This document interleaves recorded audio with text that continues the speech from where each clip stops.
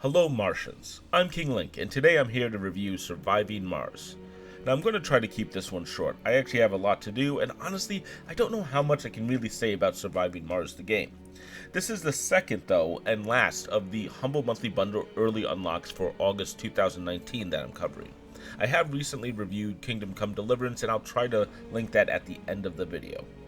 The fact, though, is I just don't feel like there's much to say about Surviving Mars. I played it for 10 hours and I'm good. It's not that I hate Surviving Mars or that it's not a deep game, it's just there's not much to say about it. It is what it is. But let's dive in.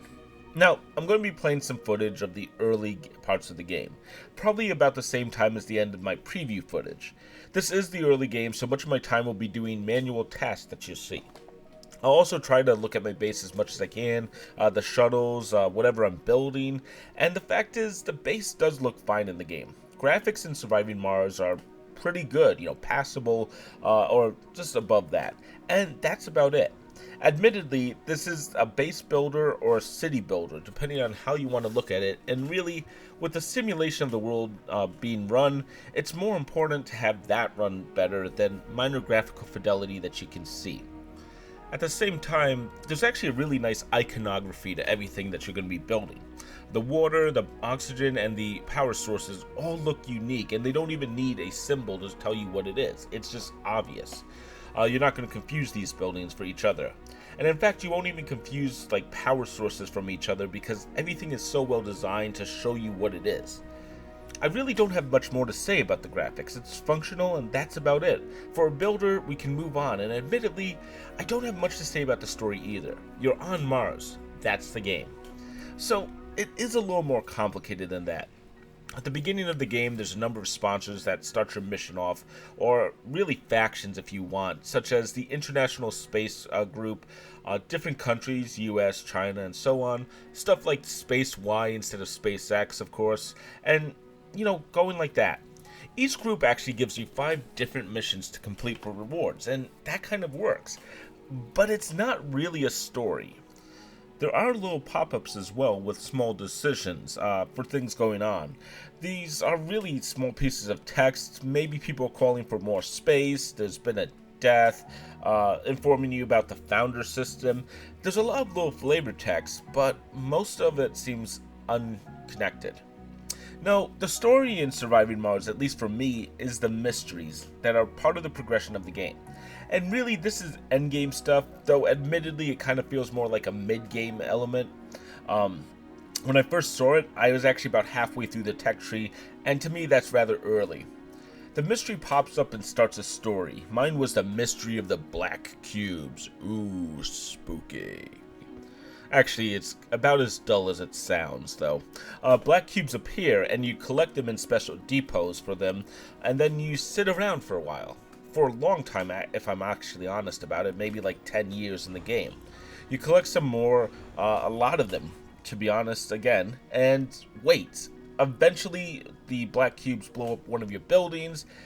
Honestly, I thought this was the beginning of something kind of cool that was going to happen, but instead, you can just destroy them at that point, or let them accumulate, and I wanted to see what would happen next if I did nothing.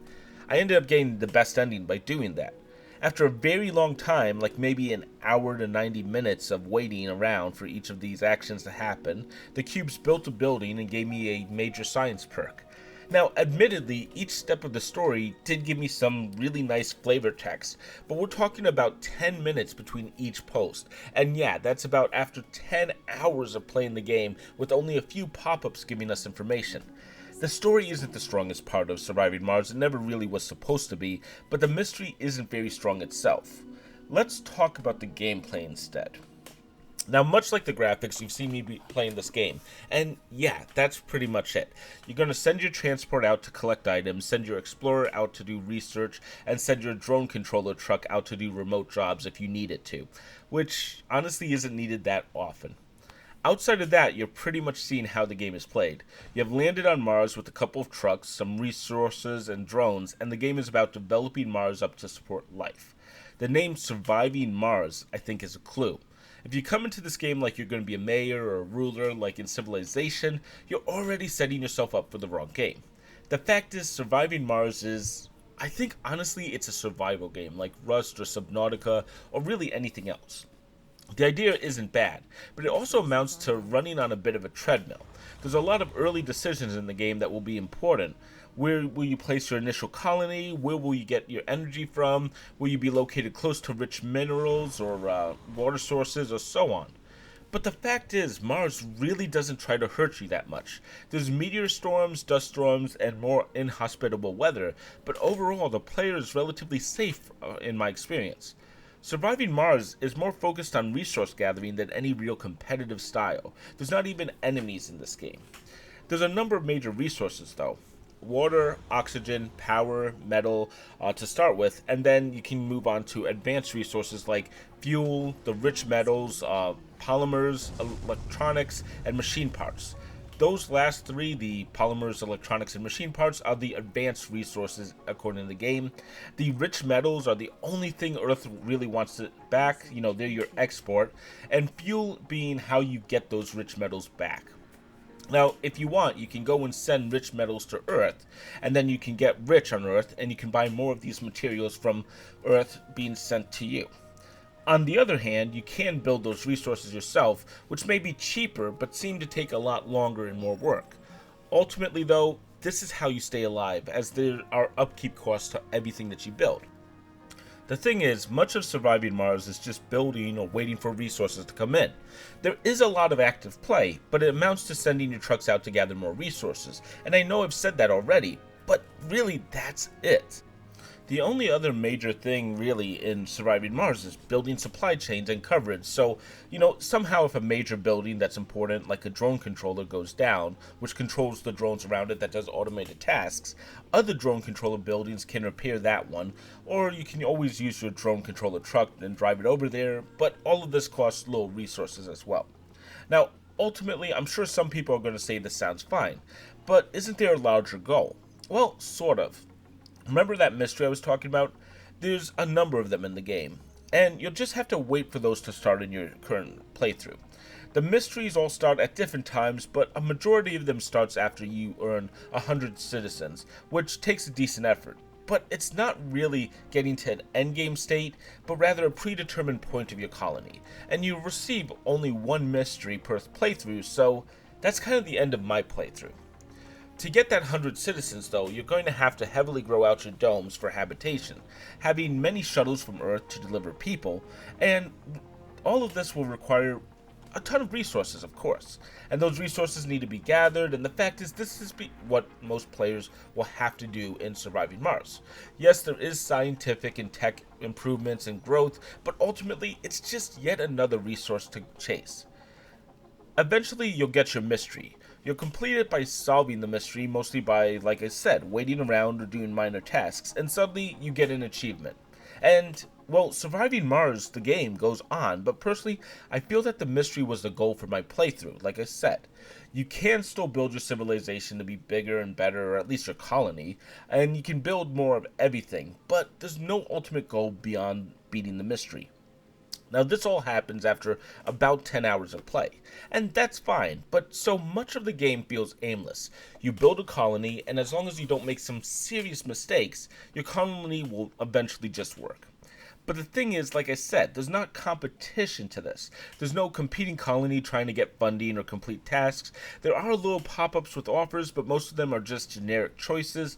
Do you want to reduce the comfort of people, or do you want to reduce the number of living spaces you have is a major one that I got. At the same time, I really don't know what else to tell you. I mean, surviving Mars is kind of sterile in a couple ways. It's just a game about surviving on Mars and maximizing the experience. If you personally like to min-max city skylines, you'll probably be fine with this. If you want to try to optimize cities, yeah, it does have a bit of that. But for me, I felt like there could have been more, something to push me to be better, not a dwindling supply of resources that need to be constantly hunted for. Though admittedly, I don't enjoy survival games, and so maybe someone who does would find more to do here, but I also didn't find Mars as inhospitable as it probably should have been for that to be the target of the game. And of course, all of this is my opinion, but it's the one we're going with on this game. I give Surviving Mars a 3 out of 5.